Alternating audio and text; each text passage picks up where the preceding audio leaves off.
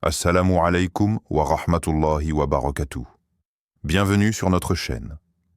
Ici, nous partageons des contenus enrichissants et inspirés par les enseignements islamiques pour nourrir le cœur, l'âme et l'esprit.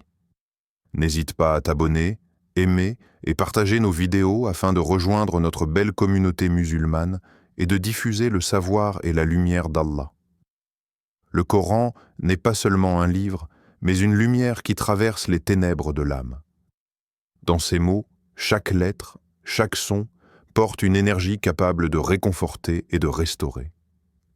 Les cœurs accablés par la tristesse, l'anxiété ou le désespoir peuvent y puiser une paix profonde, une sérénité que rien d'autre ne peut offrir. Les corps fatigués par la maladie trouvent dans ces versets un baume invisible, un souffle divin qui apaise les douleurs et renforce l'esprit. La guérison qu'il apporte dépasse la simple compréhension humaine.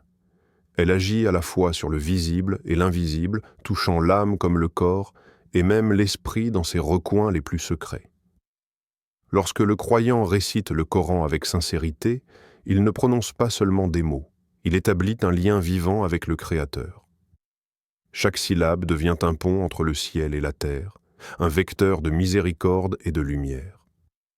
Cette lumière a la capacité de dissiper les ombres de la peur, du doute et du désespoir. Elle rappelle à l'âme sa dignité, sa force et sa place dans l'univers créé par Allah. Il est fascinant de constater que le même texte, lu à voix haute ou médité en silence, peut offrir une guérison adaptée à l'état de chaque cœur. Comme cela a été mentionné dans le Coran, et nous faisons descendre du Coran ce qui est une guérison et une miséricorde pour les croyants. Sourate Al-Isra 17, 82. Ces mots ne sont pas seulement des paroles à réciter, mais une promesse divine. Une promesse que chaque lecture, chaque écoute sincère est un acte de soin, une source de paix et de renouveau. Le croyant qui s'abandonne à cette parole sacrée ressent une confiance profonde en la sagesse d'Allah. Cette certitude, qu'il est le guérisseur, transforme le cœur inquiet en un sanctuaire de tranquillité. Ainsi, le Coran devient plus qu'un guide moral ou spirituel. Il est un remède, un souffle divin qui nourrit l'âme et restaure l'équilibre intérieur. Chaque verset murmuré ou médité ouvre une porte vers la guérison. Chaque mot prononcé résonne comme un baume sur les blessures invisibles.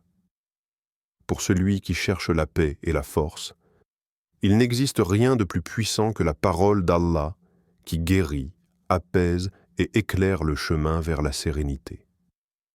Le recours au Coran comme remède n'est pas une simple supposition spirituelle, il s'appuie sur la sagesse et les pratiques transmises par le prophète.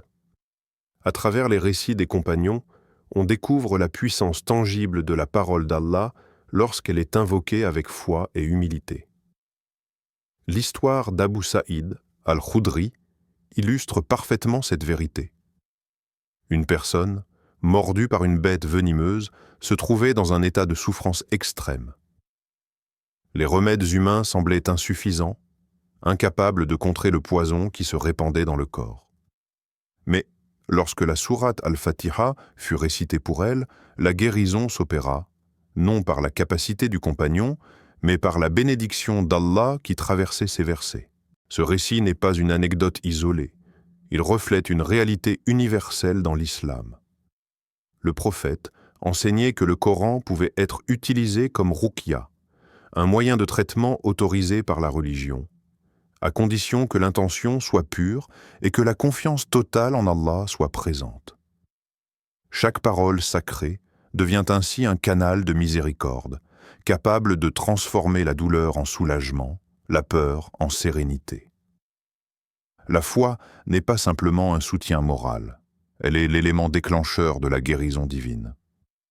Comme l'indique le Coran, nous vous faisons descendre le livre en vérité, afin que vous soyez guéris par ce que vous avez cru. Sourate Al-Isra 17, 82. Ces mots rappellent que la guérison par le Coran n'est pas un miracle isolé ou un geste mystérieux, mais un droit du croyant, un moyen mis à disposition par Allah lui-même pour apaiser les maux et restaurer la santé. La sunna ne fait que confirmer cette réalité, donnant des exemples concrets de l'efficacité de la parole divine lorsqu'elle est invoquée avec foi. Ainsi, les traditions prophétiques renforcent l'importance de la ruqya.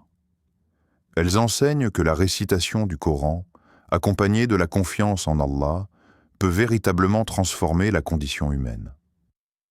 L'histoire d'Abu Saïd al-Khudri est une lumière sur ce chemin. Elle montre que dans chaque verset réside une force capable de soulager, de protéger et de guérir. Pour celui qui place sa foi dans le Créateur, le Coran devient un compagnon de guérison, une source de consolation et de réconfort face aux afflictions de la vie. La peau, enveloppe fragile et précieuse de l'être humain, reflète souvent ce que l'âme traverse. Parfois, les blessures visibles ne sont que le miroir de tensions invisibles, et les douleurs physiques deviennent un appel silencieux à la guérison divine. Dans ces moments, le Coran se présente non seulement comme une guidance spirituelle, mais comme un véritable baume. Certains versets, choisis selon leur profondeur et leur portée, ont été utilisés pour apaiser les affections cutanées telles que l'eczéma, les irritations ou les inflammations. Ce n'est pas la récitation en elle-même qui agit, mais la lumière qu'elle dégage lorsqu'elle est prononcée avec sincérité, humilité et une foi totale en Allah. Chaque mot, chaque syllabe devient une vibration sacrée. Les ulcères et démangeaisons, qui résistent parfois au traitement matériel, rencontrent alors un soulagement subtil mais réel. La parole divine traverse les barrières du corps et de l'esprit, harmonisant ce qui est désordonné, calmant ce qui est irrité et purifiant ce qui souffre. Le croyant, en récitant ces versets avec intention, ne se contente pas de répéter des sons, il engage son cœur dans un dialogue silencieux avec le Créateur. Ce contact sacré transforme la douleur en un chemin de confiance et de patience, où chaque souffle récité devient une lumière qui pénètre les tissus meurtris. Comme il est mentionné dans le Coran, dit « Mon Seigneur étend la subsistance pour qui il veut et la restreint. Et ce qu'il vous donne, prenez-le et soyez reconnaissants. » Sourate Al-A'raf, 7 verset 96. Bien que ce verset évoque la gratitude et la générosité divine, il illustre également le principe fondamental. Ce que le croyant reçoit, y compris la guérison, vient de la volonté d'Allah. La sincérité dans la récitation des versets adaptés devient ainsi un moyen d'aligner l'intention humaine sur cette volonté, ouvrant la voie à un rétablissement complet. La guérison des maladies de la peau par le Coran est donc plus qu'un simple traitement. C'est une rencontre intime avec la parole d'Allah. Elle rappelle que le soin véritable ne se limite pas au corps. Il touche l'âme, purifie le cœur et restaure l'harmonie intérieure. Chaque lecture, chaque méditation devient un geste sacré, un acte de foi qui transforme le simple rituel en un flux de lumière et de guérison. Dans l'histoire des croyants, la guérison par le Coran a toujours été accompagnée de gestes simples mais empreints de foi. Les compagnons et les pieux serviteurs d'Allah utilisaient des méthodes accessibles à tous pour faire passer la lumière de ces versets aux parties du corps affectées. Certains récitaient directement les paroles sacrées sur la peau malade. D'autres laissaient un souffle léger les porter après la lecture, comme si chaque mot venait doucement s'imprimer sur la chair et l'âme.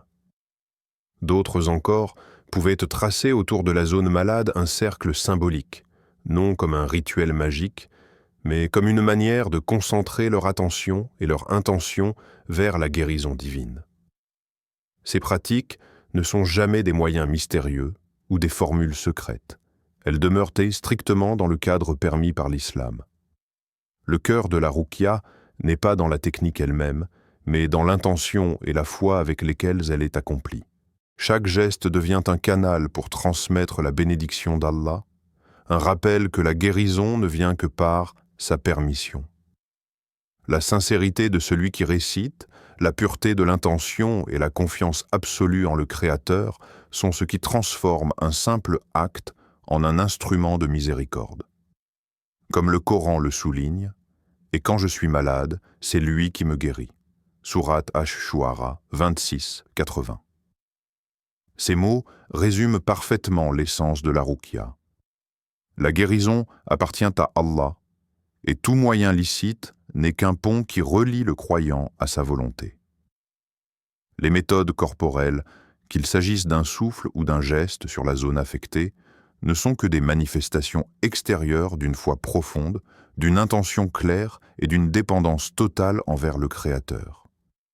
Ainsi, la ruqya montre que la simplicité et la sincérité sont les clés d'une guérison authentique. Il n'est pas nécessaire d'avoir des instruments sophistiqués ou des rituels compliqués.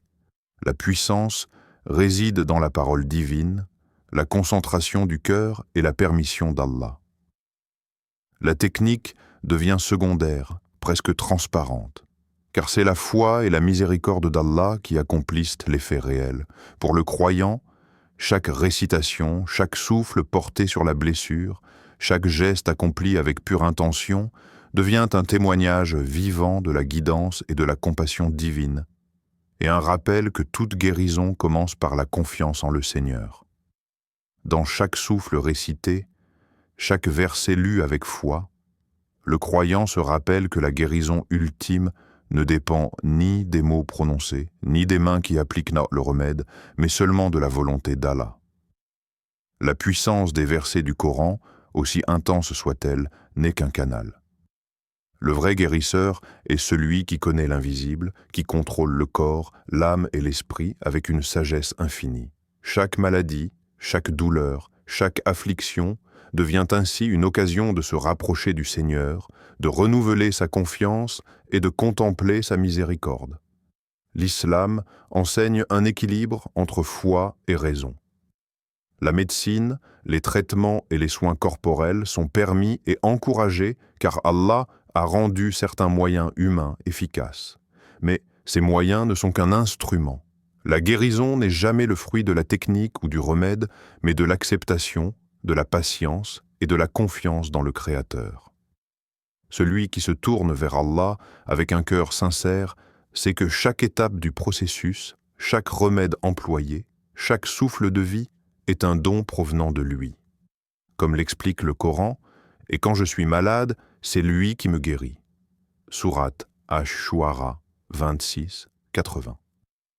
Ces paroles rappellent aux croyants que la maladie, bien que difficile, est avant tout une épreuve, une invitation à la patience et à la reliance divine. Elle n'est jamais un hasard ni une injustice, mais une opportunité de purifier le cœur, de renforcer la foi et de ressentir la proximité d'Allah.